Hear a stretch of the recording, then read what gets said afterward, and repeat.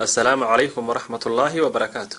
xanuunka fangaska ee ku dhaca cagaha hoose oo keena calaamado ay ka mid yihiin calaamada hadda idiin muuqata ayaa ah mid in badan oo dadka ka mid ku dhaca. Haddaba waxyaabaha keena xanuunka noocan ah ee ku dhaca faraha hoose ee cagaha ayaa lagu sheegay waxyaabahan soo socda.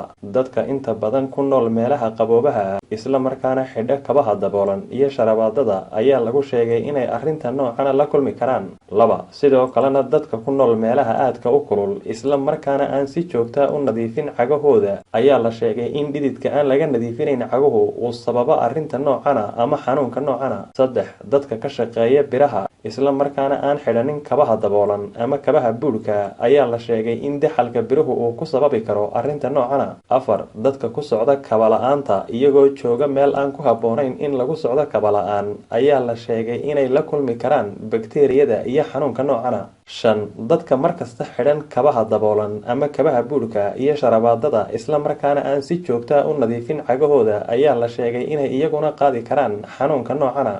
Lix, dawooyinka qaarkood ayaa la sheegay inay cagaha ku sababaan xanuuno ay ka mid yihiin xanuunka noocani iyadoo lagula taliyay inaanay dadku qaadan dawo aanu dhakhtar u qorin. Haddaba haddii ay ku haysato arrinta noocani, inkastoo ay fiican tahay inaad la xidhiidho dhakhtar maqaarka isla markaana aad qaadato taladiisa iyo dawooyinka uu ku siiyo, haddana aan kuu sheego qaab kale oo adigoo gurigaaga jooga aad si kama dambaysa ugu daweyn karta arrinta noocan ah. Waxaanu yahay qaabkaasi waxaad isku daraysaa laba shay oo kala ah wax yar oo ka mid ah xinnaha ay dumarkeennu marsadaan iyo biyaha laga tuujiyo liindhanaanta. Marka aad isku darto liindhanaanta iyo xinnaha waxaad marinaysaa halka u dhaxaysa labada farood ee arrintani ay ka haysato, waxaanad marinaysaa 2 jeer oo kala ah subaxdii iyo habeenkii, waxaanad wadaysaa 3 wiig oo xidhiidh ah. 3 wiig kadibna iskuma arki doontid ciladan insha Allah. mahadsanidin.